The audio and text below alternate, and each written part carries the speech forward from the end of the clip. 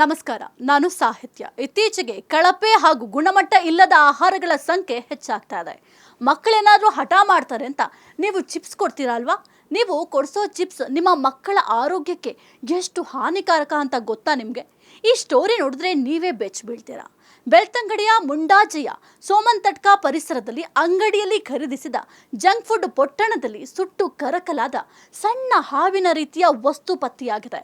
ಹೌದು, ಟ್ರಿಪ್ಗೆ ಬಂದ ಫ್ಯಾಮಿಲಿ ಮದರಸಾದಿಂದ ವಾಪಸ್ ಆಗ್ತಾ ಇದ್ದ ವೇಳೆ ಮಕ್ಕಳು ಹಠ ಮಾಡಿದ್ರು ಅಂತ ಸ್ಥಳೀಯ ಅಂಗಡಿಯಿಂದ ಜಂಕ್ ಫುಡ್ ಪ್ಯಾಕೆಟ್ ಖರೀದಿ ಮಾಡಿದ್ದಾರೆ.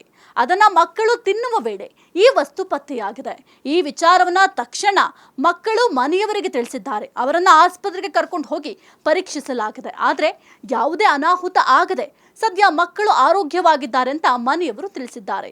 ವಿಚಾರ ಸೋಷಿಯಲ್ ಮೀಡಿಯಾದಲ್ಲಿ ವೈರಲ್ ಕೂಡ ಆಗಿದೆ. ಆದರೆ ಮನೆಯವರು ಸಂಬಂಧಪಟ್ಟ ಇಲಾಖೆಗೆ ಯಾವುದೇ ರೀತಿಯ ದೂರನ್ನು ಕೂಡ ಕೊಟ್ಟಿಲ್ಲ. ಸೊ ನಿಮ್ಮ ಮಕ್ಕಳು ಹಠ ಮಾಡ್ತಾರೆ ಅಂತ ಎಲ್ಲಿ ಬೇಕೋ ಅಲ್ಲಿ ಈ ಜಂಕ್ ಫುಡ್ ಪೊಟ್ಟಣವನ್ನ ಕೊಡಿಸೋದು ಕಮ್ಮಿ ಮಾಡಿ. ನಿಮ್ಮ ಮಕ್ಕಳ ಆರೋಗ್ಯ ನಿಮ್ಮ ಕೈಯಲ್ಲಿದೆ, ಬಹಳ ಹುಷಾರಾಗಿ.